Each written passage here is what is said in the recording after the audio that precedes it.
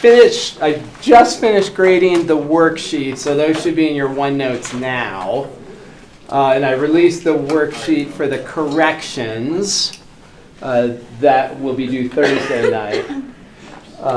Also, before I forget to say it again, the 5 series that you have to have memorized for the test are the geometric series, the exponential function, binomial series, sine and inverse tangent.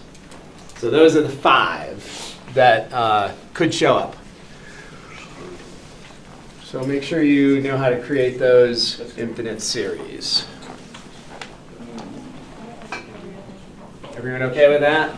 We've got the 5. So if we go to our power series in here in, I think it's in section 2.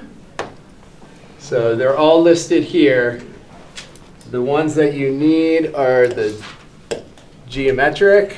I'll highlight the ones that you have to know. Let's go like this. So the geometric, and then the inverse tangent. Not the alternating geometric. The alternating geometric you should be able to figure out from the geometric, but I'm not going to ask you to memorize that one. And then e to the x, sine, and binomial. So with the binomial, I won't have you memorize this. This part, the interval of convergence, I'll give that to you. I'll give you the interval of convergence, so you just have to remember the form. And remember that for the binomial, the form is the same as the geometric series, except that you have binomial coefficients instead of just the regular coefficients. So we've got the binomial ones.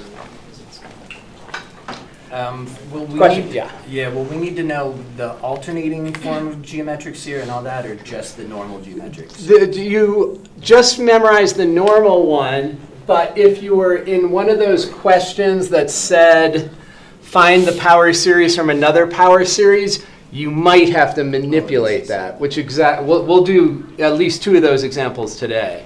Manipulate that. Oh, Manipulate. So if we know this one, and then a question says something about some form that's related to that, you might have to do a substitution. okay.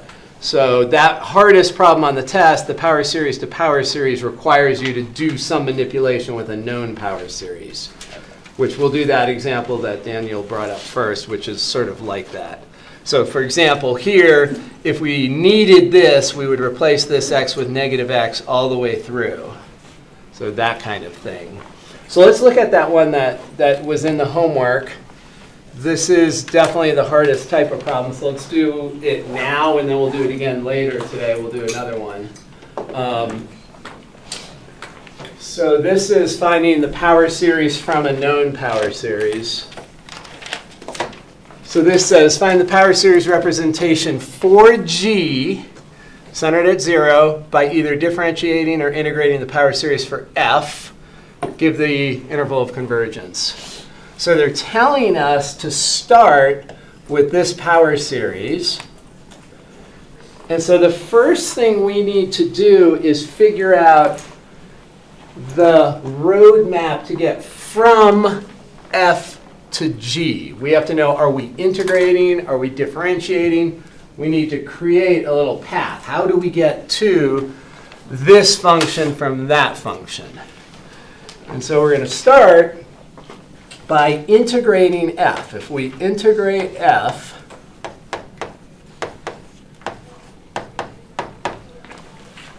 it's almost in log form. What would we do to put it in log form?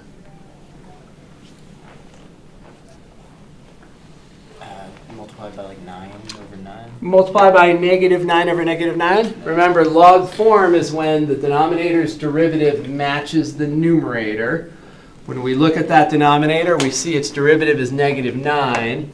So we're going to multiply the top by negative 9, which means we also have to divide by negative 9 to make sure that we have balanced it out.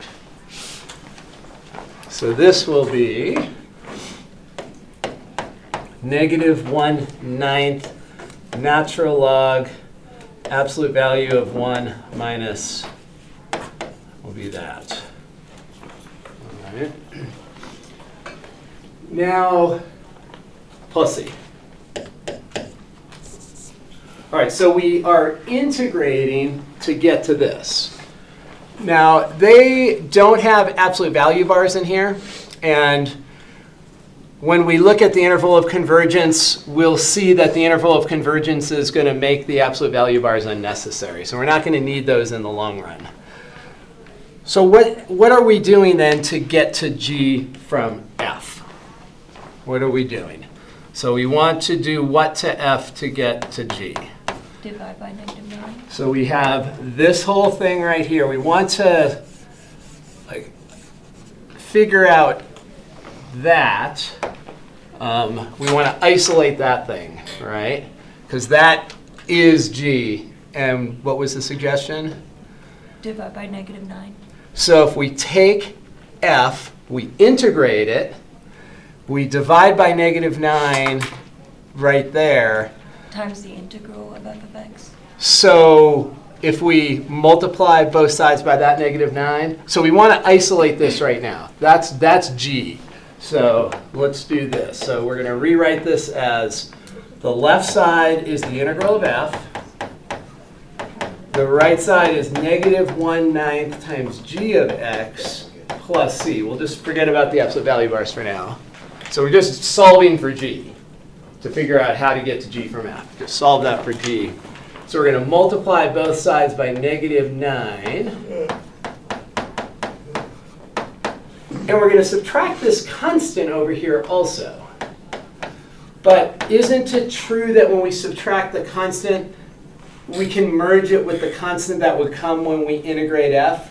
The integral of f has a constant of integration that's going to pop up anyway. So when we subtract that c, we don't really need to write it because it's going to be combined with whatever the constant is that we get from the integral of f. So we're actually multiplying the integral by -9. So this -9 was just to create the antiderivative in the right form, but then we want to isolate this guy because that is g. And so to get to g, we actually are multiplying the integral of f by -9. See how that works? When we isolate that, we end up multiplying. So this is the important statement right there. We integrated f. We got -1/9 times g plus c. Isolate the g, so that's what we have to do. That's our map. That tells us how to get to g from f. So g is equal to -9 integral of f of x dx. So let's do that then. So we have to have our power series for f. So here's where we have to know how to manipulate. The one that we know is the geometric series. So this is the power series for the geometric series, which starts at 0. And that's our simplest one, x to the k. And the interval of convergence is -1 to 1. So that's the one we're starting with. That's one of the ones we definitely want to have memorized. What are we replacing x with? 9x. 9x. So all the x's over here get replaced with 9x.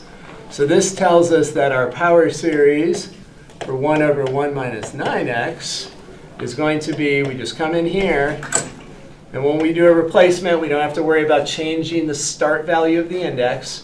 We're just replacing this x with 9x raised to the k. So if we wrote this out, and we sort of pull the x's out so that the x's aren't inside parentheses, that would be our power series. Now the interval of convergence changes. If we do a substitution, we change the x to 9x, we also do that in the interval of convergence. So let's do that. I think we can fit it right here. So the interval of convergence normally, for the geometric series, -1 to 1. X is in between, -1 and 1. So now we have 9x in between. And so if we divide this by 9, we have our new interval of convergence for the modified geometric series. So this interval of convergence is It's negative 1/9 to 1/9. And we still exclude the endpoints. If we do a substitution, we don't have to deal with testing endpoints. We just let it, whatever happens, happens when we do that simplification. So that's it. That's the IOC right there.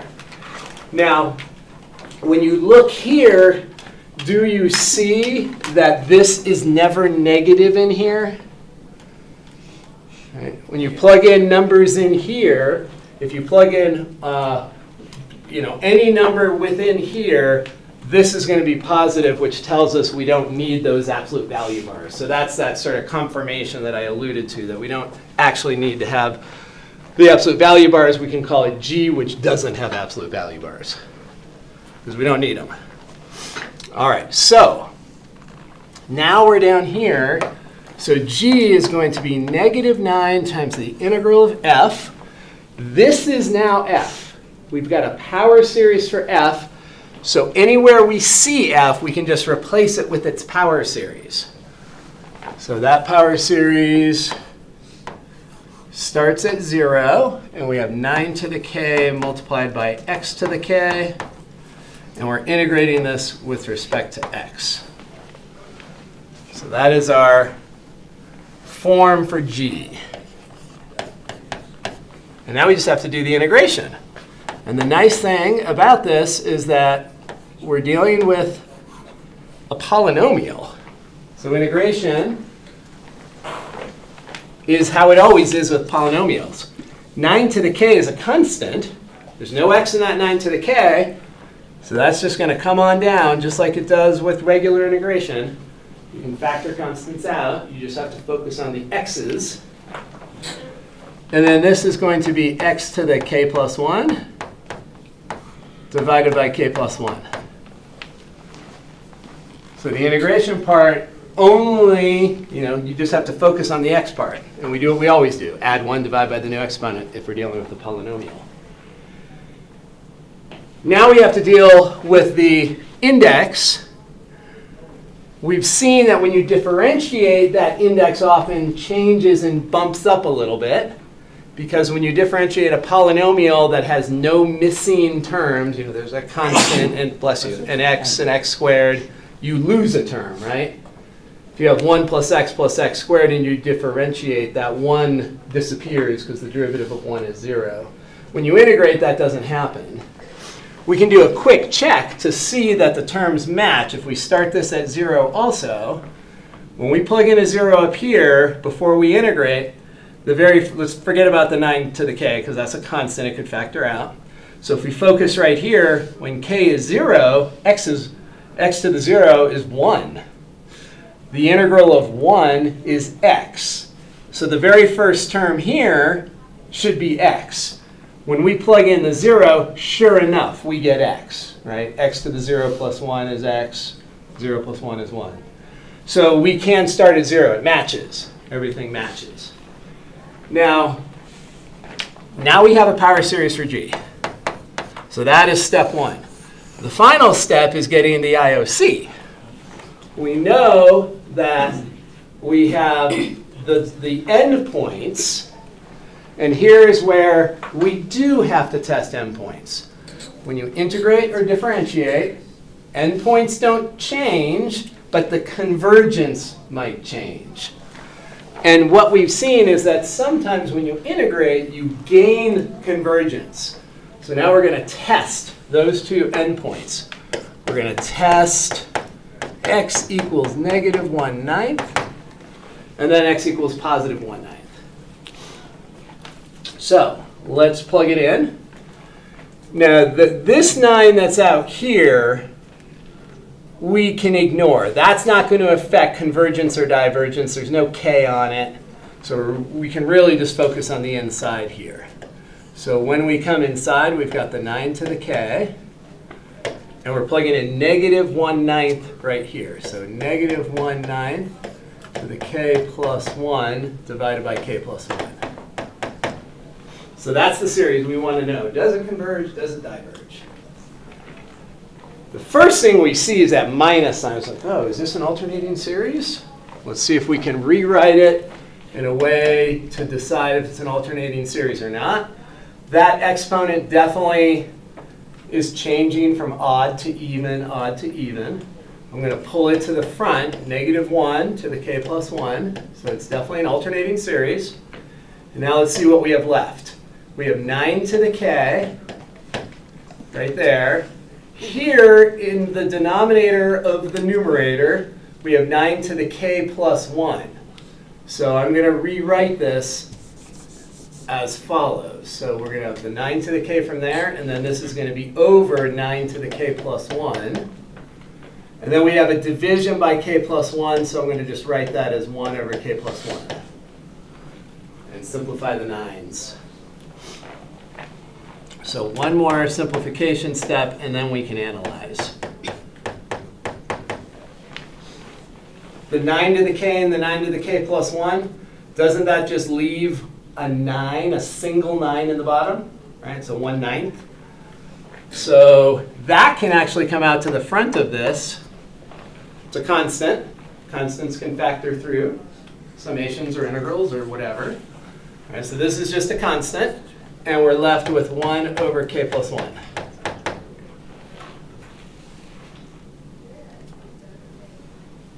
So before we analyze that, is there any question on how we simplified that? Yeah. When we pull out the -1 to the k plus 1 Yes. from the -1/9 to the k plus 1, what exactly are we left with when we pull out that negative? 1/9 to the k plus 1. So you can think of that as a numerator and denominator. You could think of this as -1 in the numerator, k in the denominator, not k, 9. And so if you have that, that's going to turn into a -1 to the k plus 1 divided by 9 to the k plus 1. And there's the 9, the division by 9 to the k plus 1. Okay, cool. That makes sense? Yeah. Little black marker there. Ah. Okay, so everyone okay then with that simplification? What kind of series is that?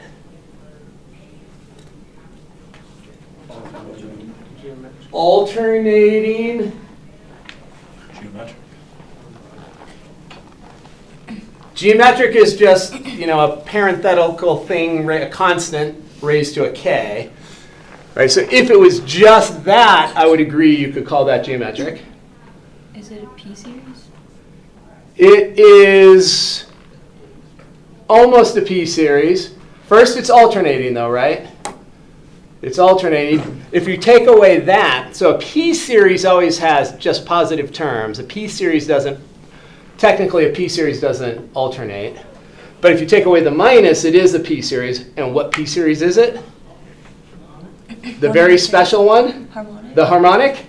So this is the alternating harmonic. Right? 1 over k plus 1. Those are both alternating harmonics if you have the switch. So the simplest way the alternating harmonic would look would be -1 to the k times 1 over k. But if we just have a 1 over k plus 1, that's still a harmonic. And if you put the minus in front, the alternating minuses, then it's an alternating harmonic. And we saw that the alternating harmonic converges. The harmonic diverges for sure. But the alternating harmonic, if it's exactly the alternating harmonic that we looked at, 1 minus a half plus a third minus a fourth plus a fifth, that would converge to natural log of 2. This one might be a little different. We didn't even look at where it starts, and it doesn't matter. All we care about is, does it converge or does it diverge? So this is going to converge by AST, converge by the alternating series test. So it converges conditionally? It would converge conditionally, and that does not matter here. So if the question said, here's an alternating series, determine if it converges conditionally or absolutely, we would have to then analyze that. And that diverges if there's no switch. And so then we would say that this convergence is conditional. But if it's conditional, we still include it?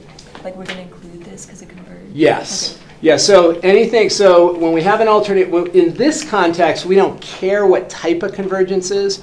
The question is, does it converge at negative 1/9? And the answer is, yeah, it converges at negative 1/9. It's true that when we zero in on it, it is conditional, but that doesn't matter here. We just want to know, does it converge or not converge? So if we're handed an alternating series and asked to analyze it, then we'll do what you will analyze further. But if it's just an endpoint, we just need to know if it regularly converges. And so when it regularly converges, that means we include the minus sign. So to do that deeper analysis, we don't need to for an endpoint, but we could if it was all by itself.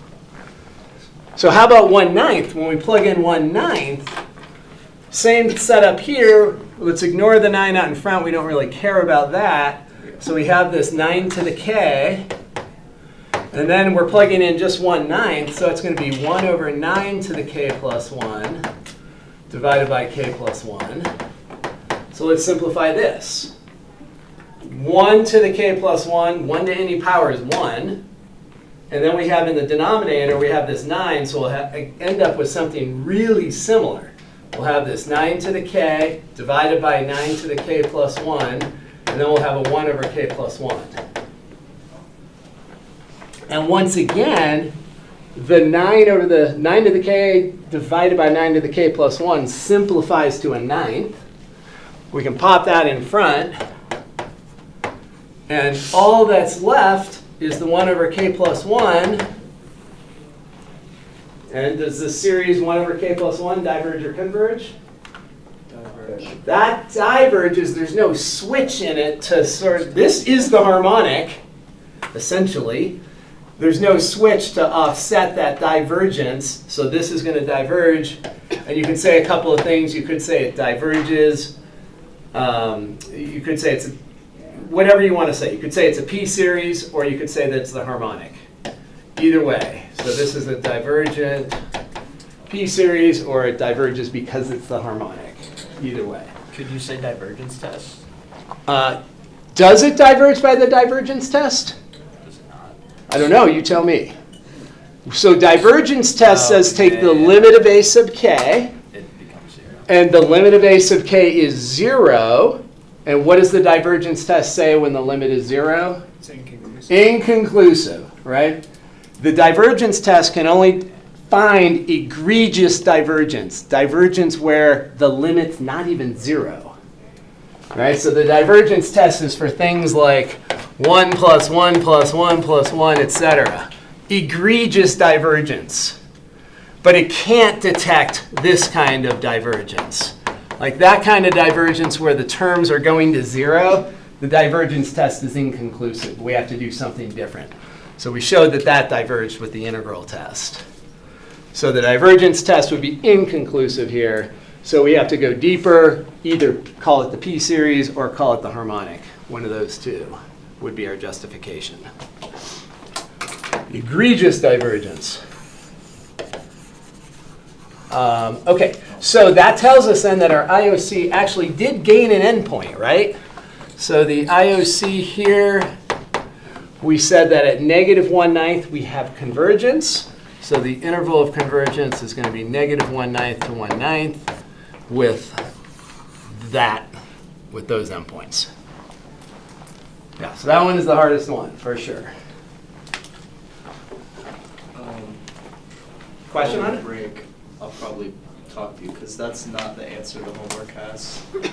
That's why I was confused. I'm also confused. That is not the answer that the homework It is. isn't? What do they have? They have, well, you'll just have We'll look at it during the break. We'll look at it during the break. Exactly. We'll look at it during the break. That is the process, though, that you would use to get to it. All right. So let's go to chapter 11 and finish off. We have 2 more slides in 11.4 that are kind of, let's see, 11.4. There. That are kind of a combination of things that we've done already. So let's take a look at these last 2 slides. And what we're going to do is combine our knowledge of the alternating series remainder with power series. And so let's take a look at this definite integral. And when you look at it, you would say, oh, don't know how to integrate that. We can't integrate a square root there. The only chance to integrate this would be to use u sub, and u is equal to 1 plus x to the fourth. There's no x cubed on the outside to sort of allow u substitution to work. So that thing would be untouchable unless we know power series. This is a binomial here, 1 plus x to the fourth. The p-value is 1/2.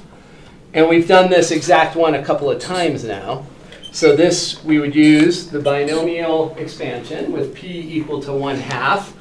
That is the series expansion. Okay. And if we're going to do this approximation, so it's asking for an approximation so that we have a value that's within 10 to the negative 5 of the actual value. What we're going to do is just plug in our power series here. So a binomial series is an example of a power series. So we're just going to do this. And remember that it is a series. We're not using a polynomial here. This does go on forever and ever. So we want to make sure we have the dots in there. And this interval, hopefully it's obvious that the numbers in that interval have to be within the interval of convergence for any of this to work. Like we couldn't have this integral go from 0 to 2. This is only going to work if our limits of integration fit in our IOC there. All right, so we know how to integrate. This is pretty straightforward. We get x squared. We're going to divide by 2, which is going to make a 4. We're going to get x cubed divided by 24. Then we're going to get x to the fourth divided by 64. Minus, etc. That pattern continues. We have our evaluation symbol. And we notice that if we plug in 0, we get 0. So this is all going to boil down to the following. So we're going to plug in the 0.2 for all of these x's. And that goes on forever. That's an infinite series. And what we noticed after the first term, this is going to be an alternating series.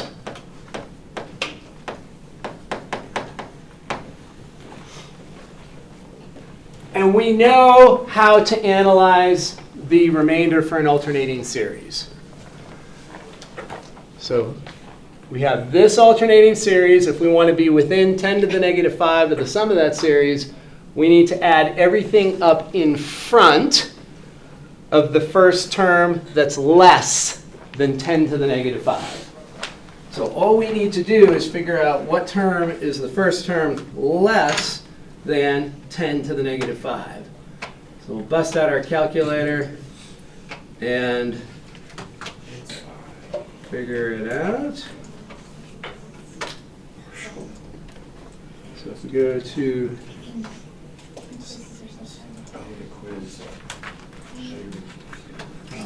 and so just as a visual, let's put 10 to the negative 5 in here. Oh, wait, what happened there? That is not 10 to the negative 5. All right, so there's 10 to the negative 5. Let's check 0.2 raised to the third power divided by 24. Less than or not? Right? No, there's only 3 zeros there. So let's go one more term out. Let's go to 64 in the bottom and 0.2 to the 4 up top. Are we less there? So we have 4 zeros there, 4 zeros there. Are we less yet? Yes or no? No. We have to go one more term. The next term will be smaller. If we just put a 5 up there in the exponent, that's going to be less. And whatever that denominator is, I can't even see it. So the next term is going to be the first term. What would the next term be? I didn't even write it here. What would it be if we wrote it there? Negative x to the fifth over 32. So negative, Oh, wait. so negative, yeah, and then 0.2 to the fifth. And so this denominator here, 2 to the 1, 2 to the 3, 2 to the 4, so it's going to be 2 to the 5. Oh, maybe I didn't. Oh, no, I should be looking over here. So 4, let's see, that's 2 squared. Oh, that's not, what is that? So What would it end up being? There would be 32. There would be 32, so we'd have to add 1 to the exponent, so it would be x to the 4th over 32 would be the term here. Yeah. So we have to do an x to the 4th over 32 plus dot, dot, dot. So it would be x to the 5th over 160. 160. Yes, there we go. Okay, so this is going to be the very first term that's less than 10 to the negative 5. So we're going to add everything in front. Let's get bigger here. So we're going to add all of this. So our approximation will be that this integral, our approximation will be whatever this adds up to. So you would just type this into your calculator, and we're going to stop.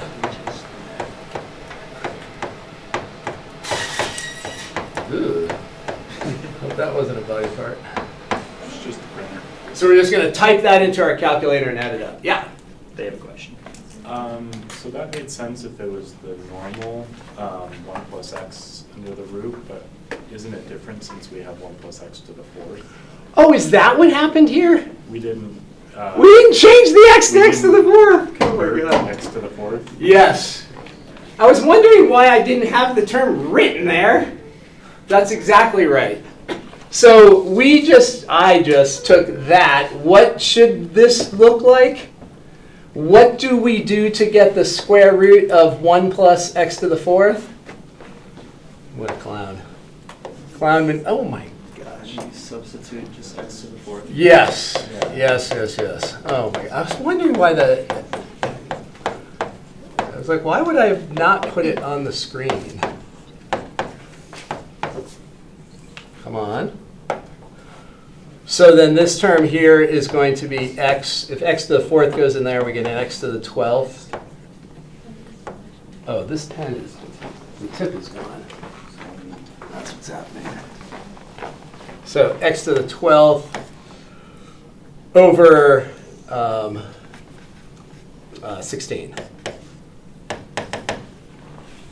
Everyone agree with that?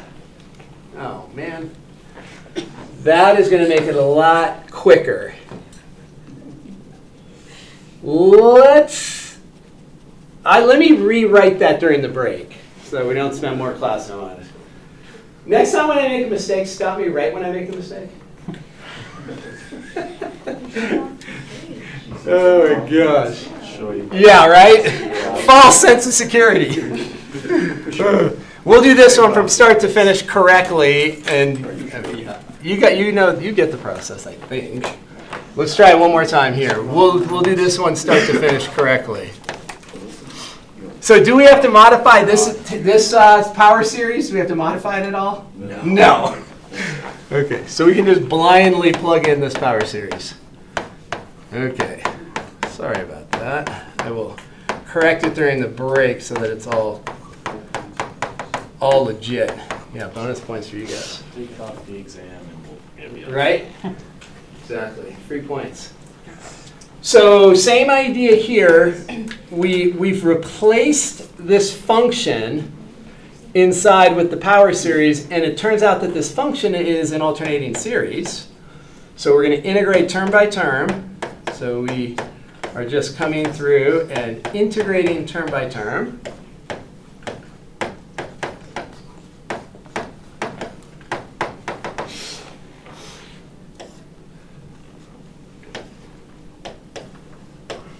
So we have that.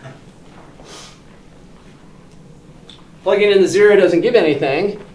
So then this all becomes 0.35 substituted in for all those x values. So 0.35 squared over 2 minus 0.35 raised to the 4th over 12 plus 0.35 raised to the 6 over 36 minus 0.35 to the 8th divided by 56 plus etc. So that is going to be the exact value of the integral. And once again, we know how to deal with alternating series and the remainder for an alternating series. So we just need to know where is that first term less than 10 to the negative 5. So let's try 0.35 raised to the 6. Divided by 36. Isn't it 30? I can't see. Say again? Wouldn't it be 30? Because it was 6 times 5. Yeah, I think that's a 30, not a 36. Yeah. This is 6 times 5. Oh, right there, yes, I agree. That's a 30. I'll fix that in 1 second. That's a 30, thank you. So, is that less? 4 zeros and then a 6, 4 zeros and a 1, no. So the first term, if we were to plug it in, the first term that's going to be less, if you were to plug it in, you would see that the first term less is going to be this one. So this will be the first term under 10 to the negative 5. So our approximation that we're going to use will be the sum of everything that's in front of it. So our approximation will be the sum of these. So we'll just type these into our calculator, and I'll do it during the break to get the number. But that'll be our approximation.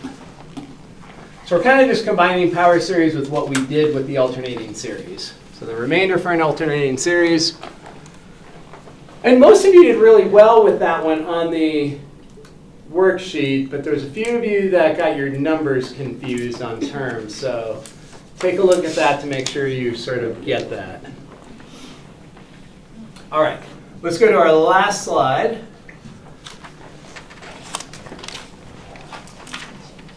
All we are recognizing on this last slide is that there are many constants that you can approximate with infinite series, or that you could write as an infinite series.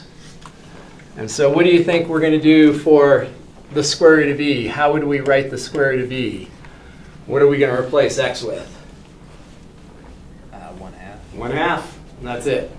So if we wanted to write square root of e as an infinite series of numbers, all we have to do is come through and replace all of the x's with 1/2. So this is an infinite series that represents that constant.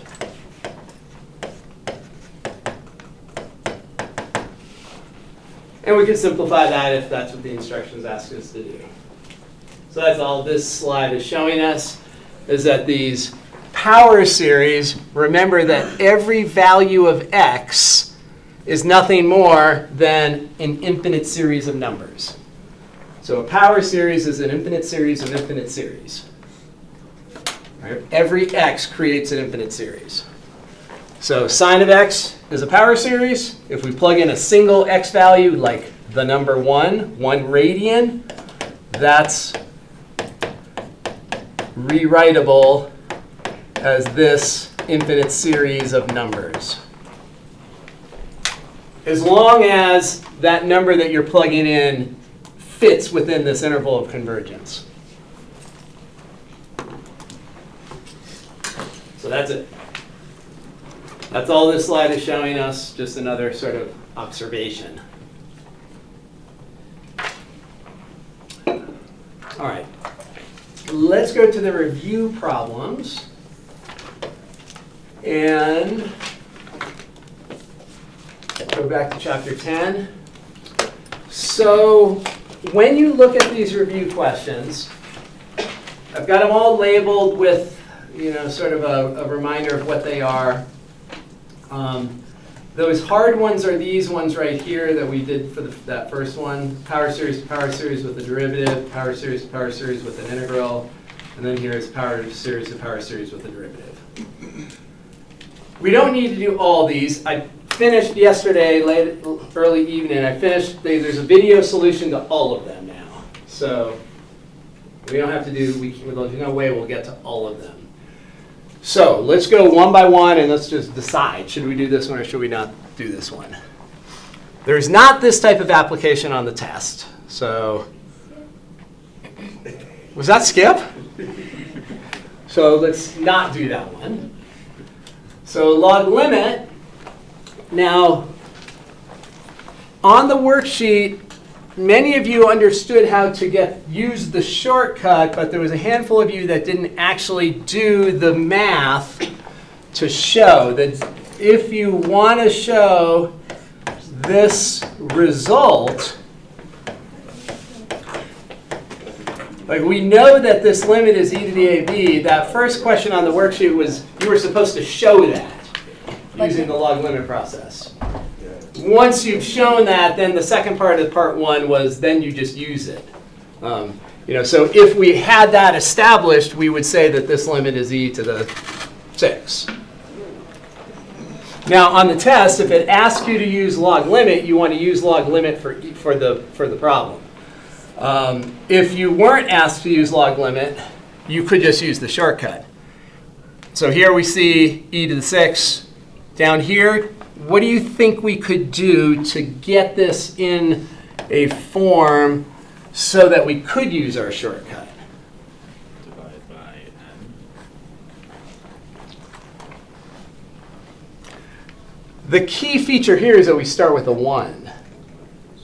And so what we've seen is that if we have the single term in the bottom, that helps because then we can distribute it. So how could we Make it to the negative. make it to the negative? So we can flip this. If we flip this, then this is going to make the exponent negative 4n. And then the next step would be to do that fraction splitting. So we're going to have 1 minus 3 over n to the negative 4n. And what is this limit going to be then? E to the 12. We will take the a, which is right here. That's a. And there's b. So this would be e to the negative 3 times negative 4, which will be e to the 12. As n goes to infinity. Yeah? So I was just going to say, not another question, but so on the test, are we supposed to use like the whole process to get to the shortcut to solve it? Well, if you could do that, you could do that if you wanted to show that. What the faster way, though, if it says use the log limit process, you would just use it right on this instead of using the shortcut. And I won't go through that now because it's on the worksheet and there's a solution to it here and we've done it a bunch in class. But you want to make sure you know how to do that log limit So process. you would, just so you clarify, you would use the whole log limit process On that and not thing. use the shortcut. Correct. Yeah, so if it said use the log limit process, we would want to take the limit as, I'm going to switch it to x goes to infinity, of the natural log of y. We're going to take the natural log of both sides. And on the right-hand side, we'd have limit as x goes to infinity. And we just switch all this stuff to x's. So we would have that. And then we would pull the 2x down. We'd put it in L'Hopital's form. And on the left side, we'd push the limit to the inside. And at the very end, we would exponentiate to solve for limit y. Make sense?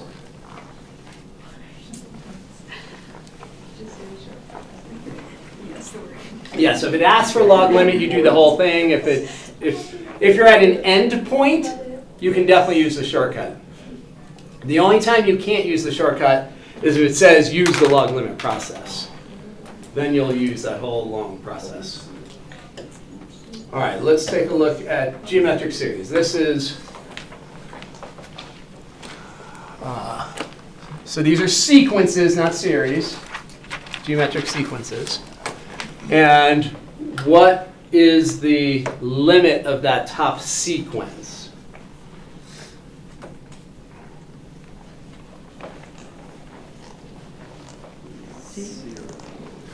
So we have a number. The base is in between -1 and +1, so the limit's 0. Now, if you take a number that's less than 1 and multiply it by itself, it gets smaller and smaller and smaller and smaller, closer and closer to 0 if there's a negative in there. So this limit is going to be 0. And the reason is the magnitude of r is less than 1. How about this one? Pi to the n. It's geometric. What will that limit be? Infinity. So this is going to go to infinity because the r value is larger than 1. Now, if the r value were negative, what would we say? So let's suppose we had -5 raised to the n. What would we say there as n goes to infinity?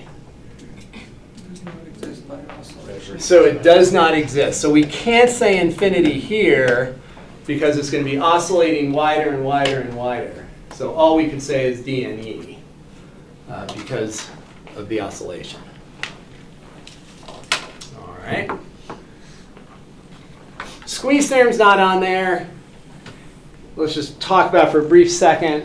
So what we've seen in this class is that if we have a basic limit, a constant over a variable, and that variable is going to infinity, that limit will be 0. Right? 1 over n as n goes to infinity is 0. What we have seen is that instead, if you generalize the numerator to a bounded function, so a function that's trapped in between two integers, like sine is trapped between -1 and 1, inverse tangent is trapped between -pi/2 and pi/2, that these limits will still be 0. Now, when we say that this limit is 0 for both of these, we haven't proved it here. The concept is that these bounded functions act like constants. But if we were to prove it, we would have to use the squeeze theorem. And the idea would be that because sine is trapped in between -1 and 1, then we divide everything by 2n and then take the limit of everything. So that's the concept's the most important part. I'm not going to ask you to do this on the test. So the concept is the important thing. That a bounded function divided by a function that's going to infinity will go to 0 because that bounded function is just a glorified constant.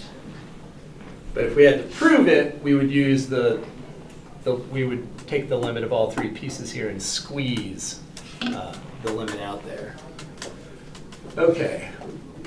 Recursive, let's skip recursive. That's not going to be on the test. Let's go to the ones that are definitely more test-worthy.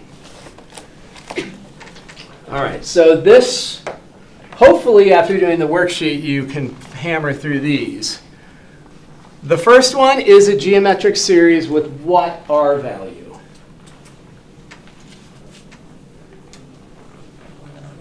One-ninth. So remember that for a geometric series, you need to have the exponent be just k, not -2k. So you want to peel apart that exponent and take the -2 and activate that -2. So 3 to the -2 is 1 over 3 to the 2, so that's 1/9. And this r value is 1/9, so that's less than 1, which tells us that we have convergence. Now it's only when we have convergence that we go to the formula. We don't use the formula if we have divergence. So S is equal to A over 1 minus R. So what is A in this case? 1. So we plug in that initial index value, we get a 1. And then what is the R value? 1/9. So we're going to have 1 minus a 9th in the bottom. So this will all turn into 9/8.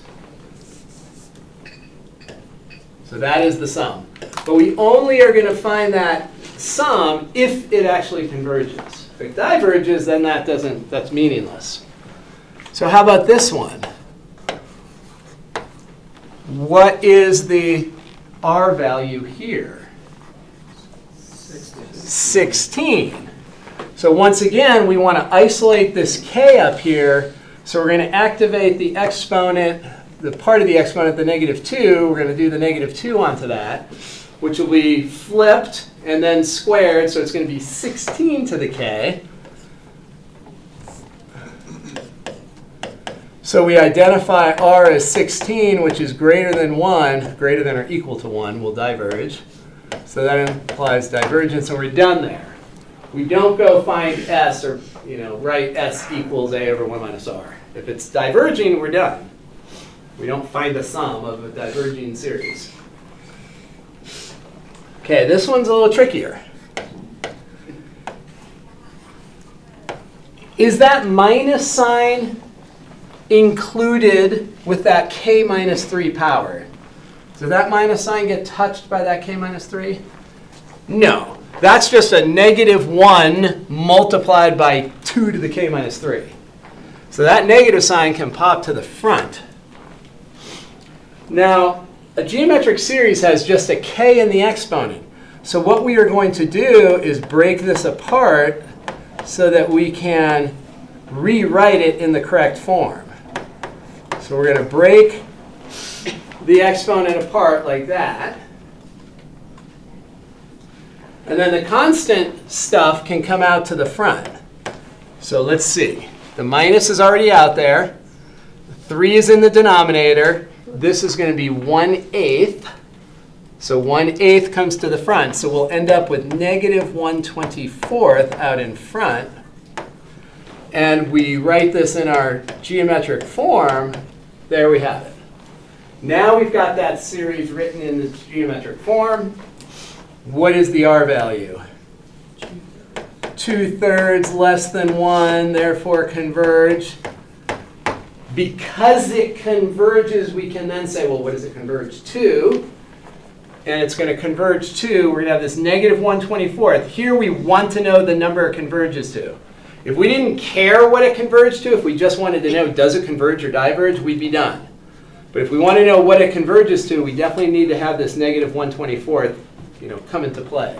So the sum of the infinite series part is going to be A over 1 minus 2/3. Doesn't the 2/3 still have a negative on it? No.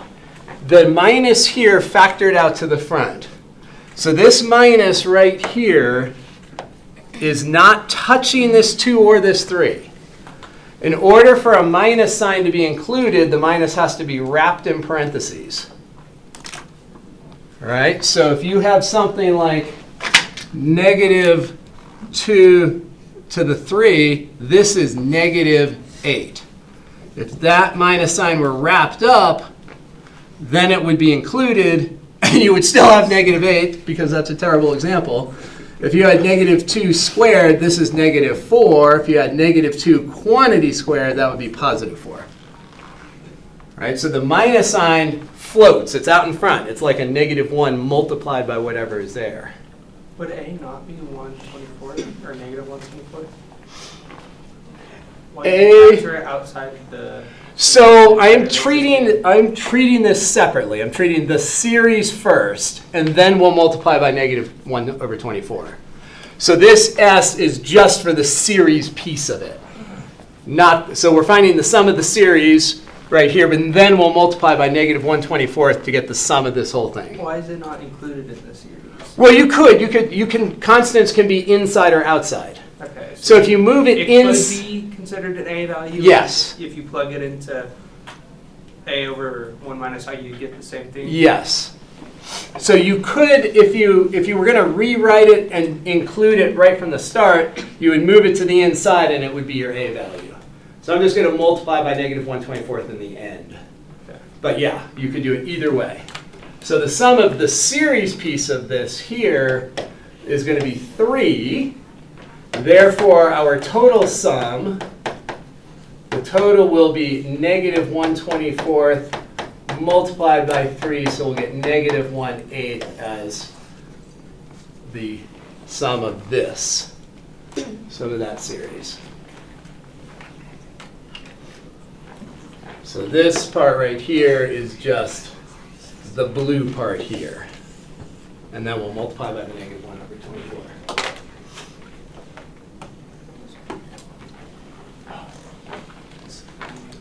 Any more questions on that one? Makes sense.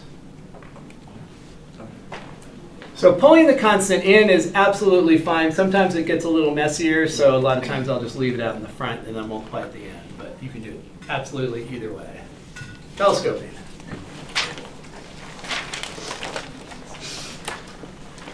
So on the test, it will tell you, this is maybe not obvious that it's telescoping because it doesn't have that traditional form of a telescoping.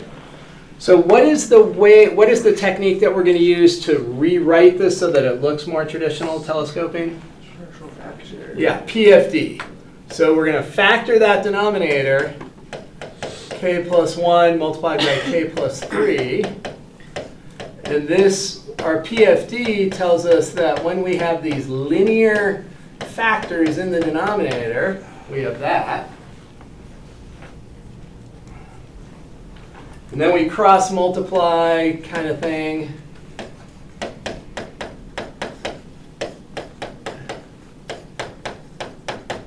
And that'll be our PFD equation.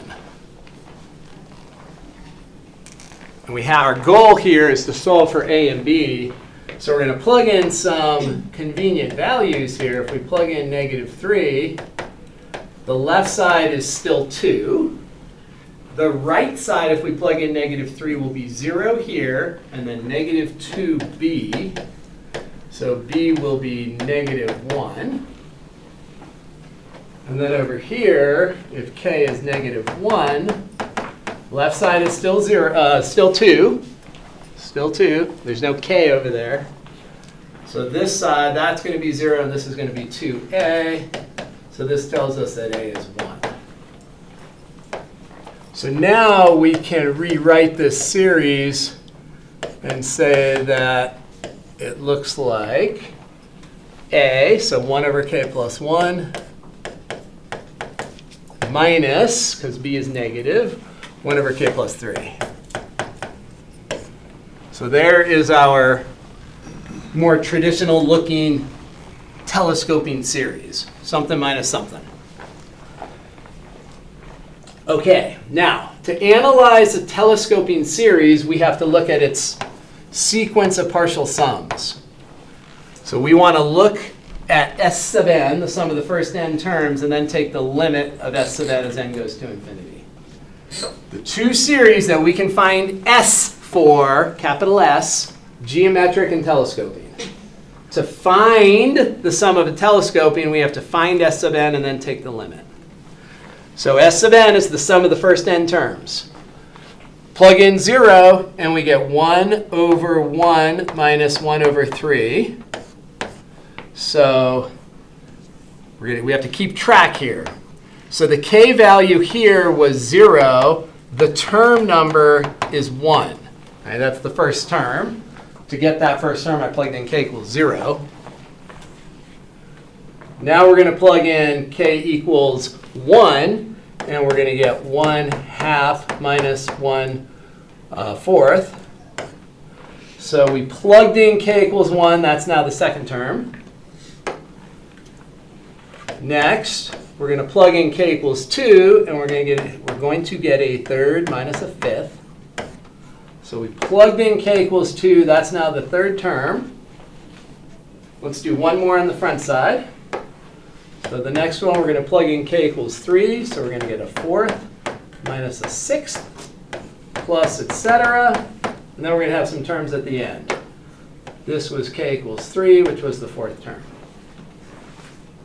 Now we want n terms. So the number here is counting the terms. We want n terms. Let's do 2 at the end here. That should be enough. So the question is, well, what k do we plug in to get the nth term and the n minus first term? So when we look, the k value is always 1 less than the term number. So what are we going to plug in for k here? N minus 1 and n minus 2. All right? We subtract 1. We just persist with that pattern. We subtract 1. If we want n terms, the k value that we plug in is n minus 1. So let's do the n minus 2 first. So n minus 2 plus 1 is going to be n minus 1. So we're going to have 1 over n minus 1 minus 1 over n plus 1. So that is the n minus first term achieved by plugging in k equals n minus 2.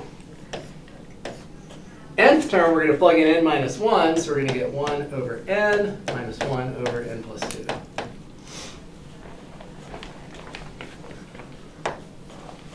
Now we cancel. Let's figure out our cancellation pattern. So moving to the left, what we see, the second part is canceling with the first part after a skip. Second part here is going to cancel with first part after a skip. And that pattern is going to persist. All these second parts are going to be canceling. So this second part, that's the second part. It's eventually going to be canceling with something inside there. So going to the right, we see that we have two pieces that don't cancel out, 2 parts that don't cancel. The pattern is that the same thing is going to happen on the other side. We're going to have 2 parts that don't cancel. And if we look going right to left, we're thinking, okay, we're going right to left. This first part is going to cancel with something in front of it. This first part is going to cancel with something in front of it. So these first parts are both going to cancel with stuff in front. And what's going to be left is that and that. Those will be the 2 non-canceling parts. So we're going to have that S sub n is 1 plus 1/2 minus 1 over n plus 1 minus 1 over n plus 2. So that is S sub n.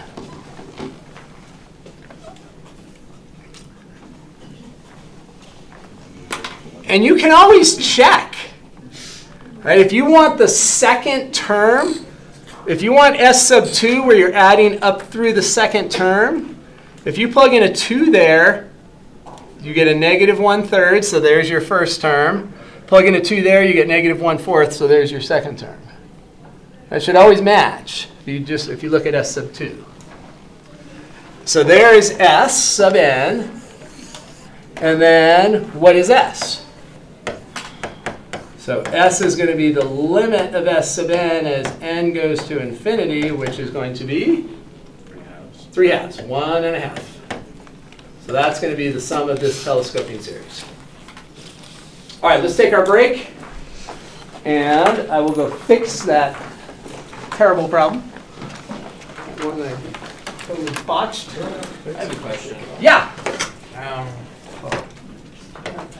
Next one I want to do, there's a couple of divergence test ones, which we talked about it a little bit already. It was on the worksheet also. So divergence test, you take the limit, and if you don't get 0, you have divergence. Otherwise, it's inconclusive. So let's go to the root test. There is a ratio test one here, but we're going to do ratio test down with the power series anyway. So let's pass on the ratio test here. We'll do a root test. Now, this example, we are dealing with an infinite series of numbers, not a power series. So remember that a power series always has an x in it. A power series has powers of x. So this is an infinite series of numbers. We're trying to figure out if it converges or diverges. We see this power on the outside, so that sort of gives us a clue that the root test might be a good thing to use. So the root test says that we're going to find rho by taking the limit as k goes to infinity of the kth root of the absolute value of a sub k. There are no negatives in here, so we don't have to worry about the absolute value.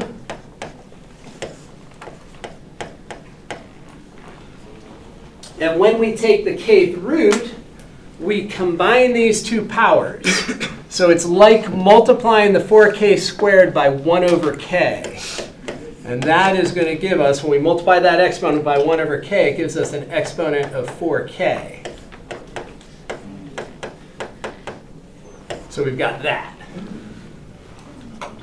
So this is one of those situations where the problem didn't say anything about using the log limit process.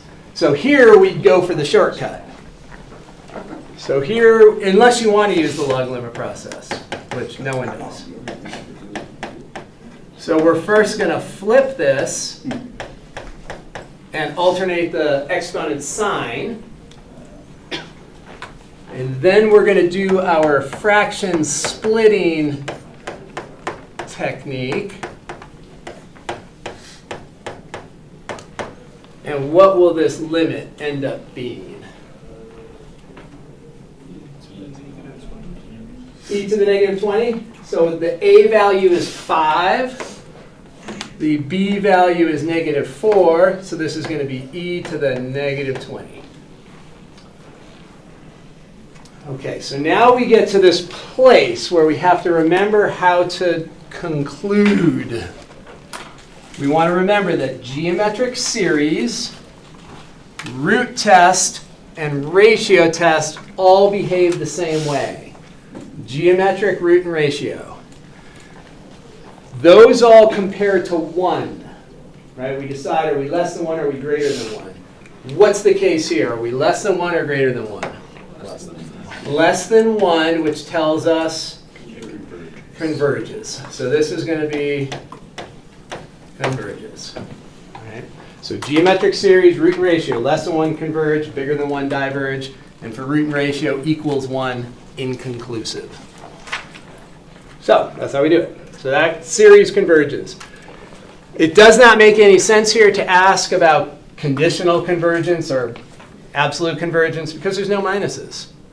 So convergence and absolute convergence mean the same thing if there's no minuses. Right? Because when we analyze absolute convergence, we're taking an absolute value. So let's go to comparison test.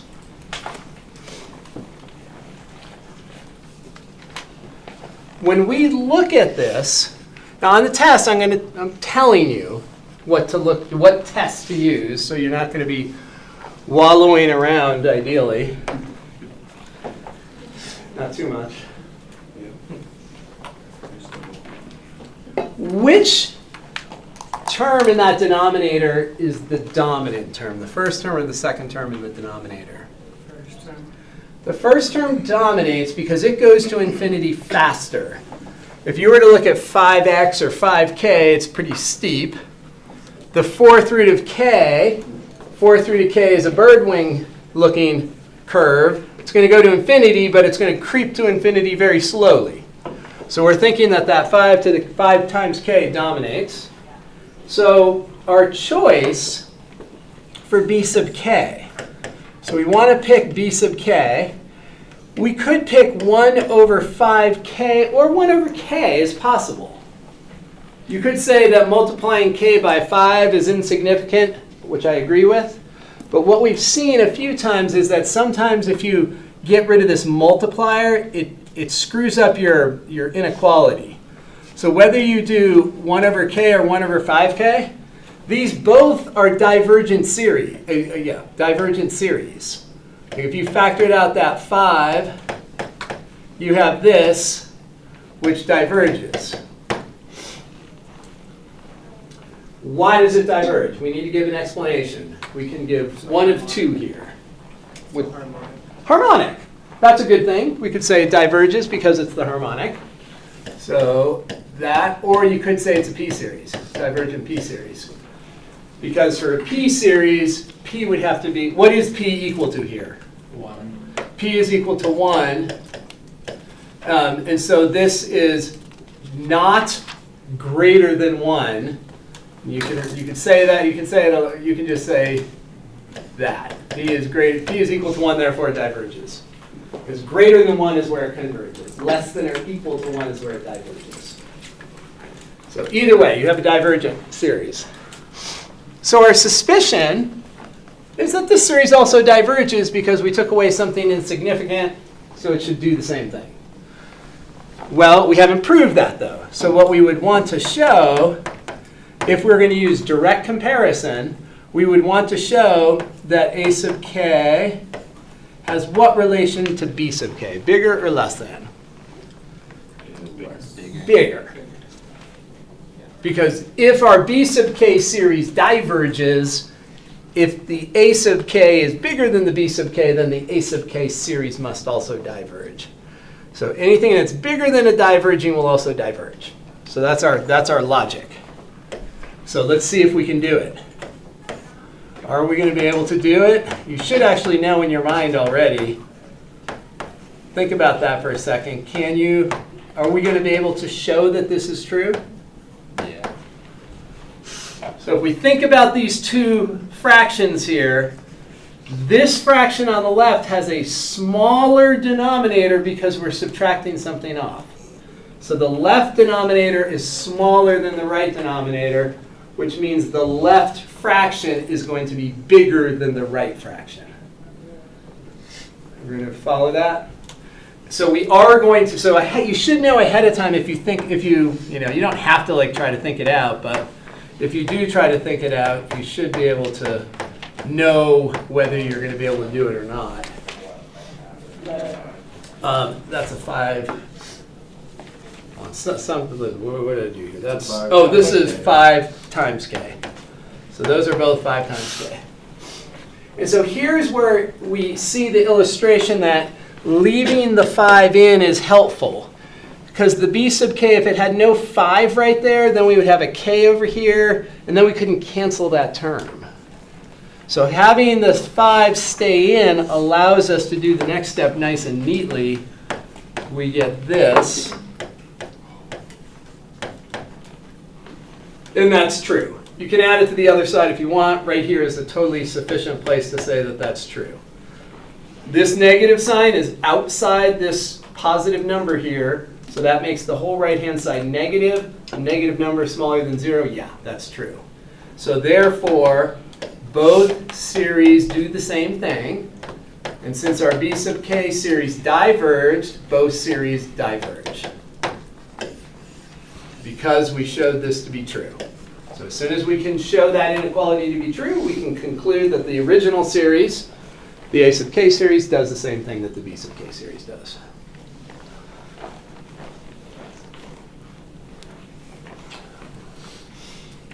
Alternating series test. Let's talk about this because it's really easy to get confused with the alternating series test. So both of these, you should be to the point where you can look at that and see, A, whether they converge or diverge, and B, whether the convergence, if it is there, is absolute or conditional. So the alternating series test, if we boil it down to one sentence, the terms are, the magnitude of the terms, the a sub k's, are decreasing to 0. Then it converges. So when we look at an alternating series, the magnitude of the terms is another way for saying ignore the switch. So if we look at the magnitude of the terms, are those decreasing to 0? Yes, because the k is only in the denominator. So as k gets bigger, the fractions get smaller. So these magnitudes are decreasing to 0. Similar here. Those magnitudes are decreasing to 0. The k is only in the denominator. So as k gets bigger, the denominator gets bigger, which means the fractions get smaller. So both of those converge by AST. Which one is absolute convergence and which one is conditional convergence? I think the top's absolute and the bottom's conditional. So when we go to analyze the type of convergence, once again, we ignore the switch.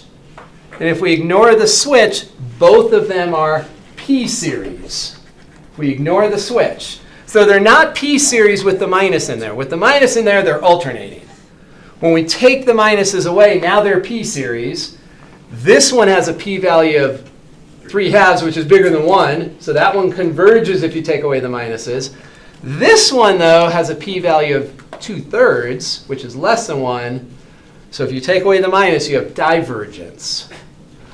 All right, so if we apply the alternating series test here, this is what it would look like. Let's do one of them in detail. So the first part of the alternating series test, remember that that's a sub k. We have to show two things for the AST. We have to show that the limit of a sub k, that's 0. So that checks. That's the first part of the alternating series test. It's essentially the divergence test. That's an inconclusive divergence test. We get 0. So we keep going. If that's not 0, diverges automatically. If the limit of a sub k is not 0, you have divergence. Second thing is we want to show that the terms are decreasing. So we want to show that if we go further out in the series, sequence of terms, further out in the series, further out in the sequence of terms, the terms are decreasing in magnitude. So 1 over k to the 3/2 is on this side. We don't know. I mean, yes, we really know, but we haven't shown it yet. So we want to see if that's true or not. We would multiply both sides by that least common denominator. So we have that. And then you can raise both sides to the 2/3 power to eliminate the powers. And we end up with something that is true, that we can see by inspection. So now we've checked both parts of the alternating series test. So therefore, we have regular old convergence. That just means that with the minuses in there and the pluses in there, everything adds and subtracts, everything combines to a finite number. So that series converges. When we have a series that converges and we're just analyzing that in and of itself, we can classify the convergence. Now, if you're just doing an endpoint, you don't have to classify the convergence. It doesn't. At the endpoint, you just are concerned with regular old convergence. But here, where we're given an alternating series, we want to go further. And so now we want to consider the series of absolute values. So now we ditch the switch, get rid of that switch, and we consider this. That's 3/2. So now we consider that. So we take away the switch. We identify P. Now I know you know it's a P series. You compare it to 1, and you make your conclusion. So this P series converges because the P value is greater than 1. That tells us our big conclusion. Therefore, this convergence that we have is absolute or conditional? Absolute. Absolute. Because the series of absolute values converges also. So the series with the minuses converges, and the series with the absolute values converges. So therefore, it's absolute convergence. Process would look the same for this one, except our last step would be P series. P is 2/3 less than 1, so that would diverge, so we'd have conditional convergence. All right, let's do an IOC. Super important part of any Calc 2 exam on this stuff. Finding an IOC. Okay. When you find an IOC, you can use root or ratio. Doesn't matter. We usually use the same principles that we did when we had series of numbers as opposed to power series. We see a power on the outside there, so our inclination is good to go to root. We see a factorial in the bottom there, so our inclination should be go to ratio. So let's do the top one with the root test. So root test, we do rho equals the limit as k goes to infinity of the kth root of the absolute value of a sub k we have to have absolute values here because x is a number. X is a real number, so it could be negative. So when we take absolute value of a sub k, here we need them. Now 8 is always positive, k is always positive, but the x, we're going to put that in absolute value. So we're going to have that. And then we are going to apply this kth root. So this is cool because the kth root of this power to the k, this thing raised to the k, all we end up with is 8k absolute value of x.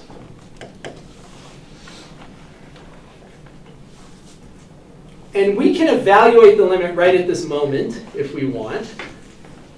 Or we could be, a little more, whatever the word is. And, oh, I took out the k. I meant to take out the x. We can take out anything that doesn't have a k in it. So we can be a little more particular if we want and pull everything out that doesn't have a k in it. What is the center of this series? 0. 0. What is the center of that series? 0. So the center is always 0 unless it's totally obviously not 0. Right? You'd have to have parentheses with an x minus 5 or x plus 2 or whatever. Right? When the center is not 0, it should be just staring you in the face because you see the parentheses with the x plus or minus some number. Otherwise, the center is 0, right? So the center of both of these is 0. So this limit here, we know that a series always converges at its center because at its center, the only term that's not 0 is the very first constant term, possibly. At the center, all the other terms disappear. Right? You have an x minus a all the way down. And so if you plug in your center, you get a minus a, which is 0. So here, we kind of gloss over it, but with this limit here, we're going to say that this limit is infinity. And it's true that if that thing is 0, if you're at the center, it's true you would have a 0 times infinity, which would be indeterminate. You'd have to do, technically you do more work. But we don't have to do more work here because when we do this, we exclude the center. So we've already taken away the center. When we calculate this limit, it's for all the x's that are not the center. We already know there's convergence at the center. That's not our concern. So this limit is infinity, which is, so what's our conclusion if that limit's infinity?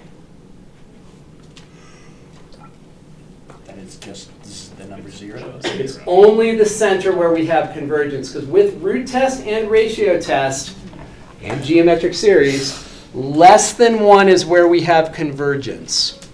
Infinity is not less than 1. Right?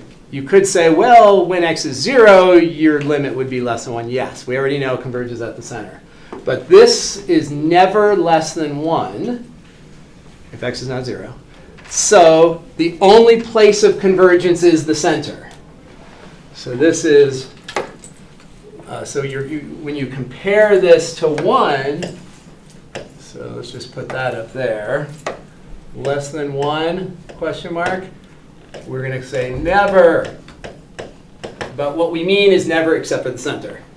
So therefore, the radius of convergence is 0. And therefore, the interval of convergence is degenerate. It's just 1 point. It's not really an interval. It's a degenerate interval. So that is our conclusion. I'm just going to move those over here so we have some space. So this is one of the edge cases. The 2 edge cases are where the radius is either 0, so it only converges at 1 point, or the radius is infinite, and we converge everywhere. Those are our 2 edge cases. So let's check out this one. Here we're going to use ratio test. So we're going to take the limit as k goes to infinity of the absolute value of a sub k plus 1 divided by a sub k. So a sub k plus 1. We're going to have 2. And we're taking absolute values here, so we have to take the absolute value of that x. So I'm going to just put that absolute value in for the x right there. We're going to have a k plus 1, all divided by k plus 1 factorial.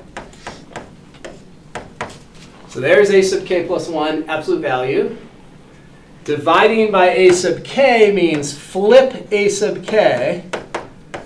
And once again, we've got to be careful. We're taking absolute value, so we need to put that on the x because that's the only piece of it that could be negative. Make sure you put your limit in here.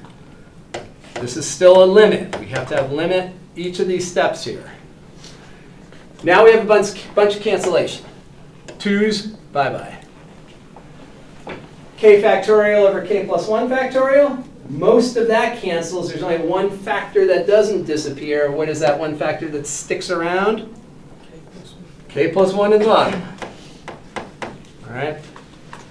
And then we look at the x's, and there's only one x that's preserved, and that's going to live up top. That's where we're at. And once again, we look at this. You could factor out the absolute value of x if you want, or you could just ignore it and treat it like a constant. So just treat it like a constant. Yes, we know that this limit is what? 0. This limit is 0. Now, again, we recognize that the center of this series is 0. If you did plug in k equals 0, excuse me, x equals 0, then you've got, a 0 over 0 thing, which is a problem. But it's not a problem here because what we're analyzing is everything but the center. We already know there's convergence at the center. We already know that there is. So here, when we do this, when is this less than 1? We are going to say always. So just think real simply. 0 less than 1? Yeah, it's always true. Therefore, our radius of convergence is everything. So the interval of convergence is negative infinity to infinity. Yeah. Could we also see that this is a multiplication of e to the x? 2 times the summation of e to the x? Yes. Everyone recognizing that? So x to the k over k factorial is our power series for the exponential. So if you know that, you could say that we know that the e to the x power series converges for all real numbers. And if you multiply it by 2, you still have convergence at all real numbers. Yeah. Now, if the question says find the interval of convergence, you still have to show that, though. Right? You still have to show, you'd have to do what we did. So the reason we know e to the x, x to the k over k factorial converges for all reals is that we have done a ratio test on it. So yes, but that's absolutely correct. So here is the hard one. IOC, that's not an edge case. The edge cases can get hard because sometimes it's like, oh, I got the limit to be infinity. What does that mean? And you interpret it wrong. But it should be easier than here. So first off, recognize that it's a power series. Even though the exponent is not just k, it's totally fine. It's still a power series. There's going to be some missing powers, though, right? When you plug in k equals 0, you get a power of 1. When you plug in 1, you get a power of 3. So this is going to be odd powers of x here. And when you think odd powers of x, ideally you think of odd functions like sine, inverse tangent. Those both have odd powers of x when you look at their power series. Okay, so we're not going to use the root test here.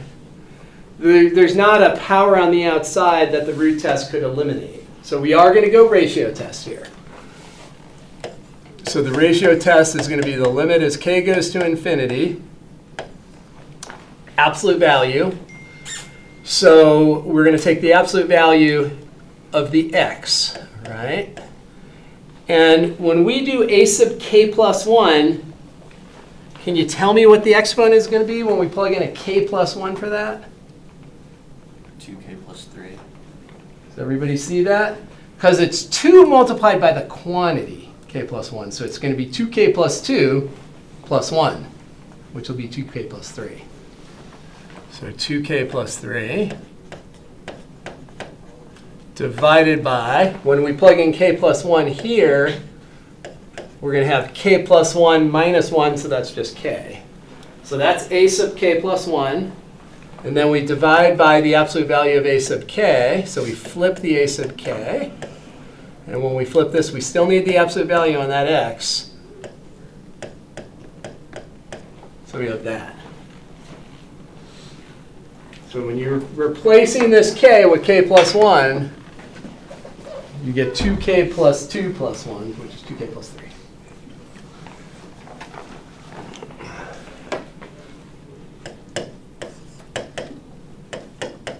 Okay. Now we have to see what cancels. When we look at the 5s, I think it's pretty obvious there's one 5 in the bottom that's stuck, that sticks around. And how many x's stick around?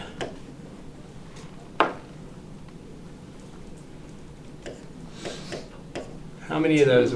2, right? We just subtract the exponents. 2k plus 3 minus the quantity 2k plus 1. The 2k's will cancel. 3 minus 1 is 2. So we have that. Are there any k's in this thing? No k. No k. If there's no k, the limit is itself, right? That's a constant with respect to k. If there's no k in it, the limit of it is itself. Because there's no k. Now we go back to where we always go with root ratio geometric series. We want to know, when is this less than 1? Sometimes it will be less than 1, and sometimes it won't. So we want to know when. What are the x's that make that true? All right, so we are going to have absolute x squared less than 5. Okay. We can then take the square root of both sides, and we have that.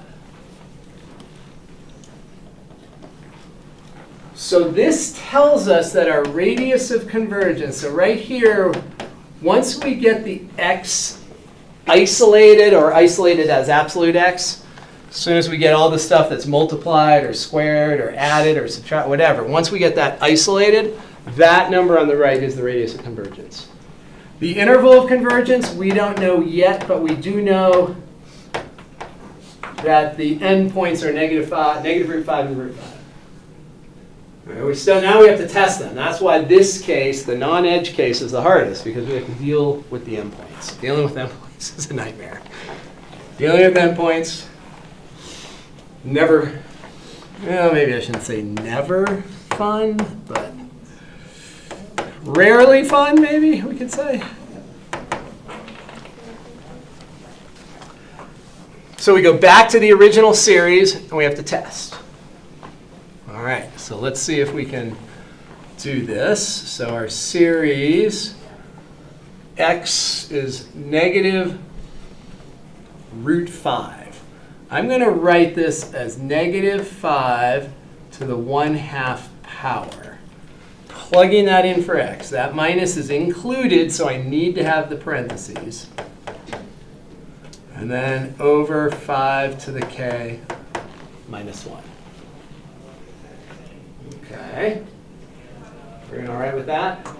So that 1/2 as an exponent is not touching the minus sign. Right? That minus isn't, and the only way a minus gets touched, that 1/2 is not touching the minus sign. It is being touched by the 2k plus 1 though, because it's in parentheses. So let's peel out that switch. If it is a switch, it looks like it probably is, but we'll look at it more carefully in a moment. So there's the negative 1 to the 2k plus 1.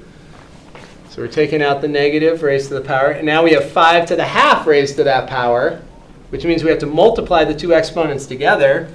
So this is going to be 5 to the k plus 1/2 over 5 to the k minus 1. Everyone okay with that? So we're distributing that 1/2 across. We're multiplying these two exponents together, so we're distributing it, and we have that. All right, so let's see. First off, is this really a switch? Certainly looks switch-ish, but is it? No, it's not a switch, is it? Because 2 times k is always even. 2 times any number is even. And then if you add 1 to an even number, you get an odd number. So that power is actually always odd. It's not bumping back and forth between odd and even. So -1 to an odd power is -1. So I'm going to factor that to the front. Right? This is equal to -1. It's not a switch. This is equal to -1. So I'm popping it to the front. All right, now here we subtract the exponents. We have 5 to a power over 5 to a power, so we take the upper exponent, subtract off the lower exponent. So what do we end up with here? 5 to the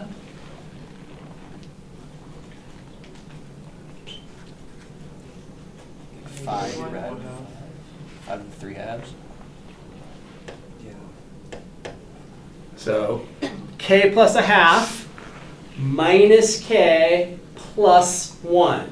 And when you subtract this exponent, this becomes minus k plus 1. Right, we have to distribute the minus sign. So k plus 1/2 minus k plus 1 when you distribute the minus. So you end up with that. The k's cancel. Does that series converge or diverge?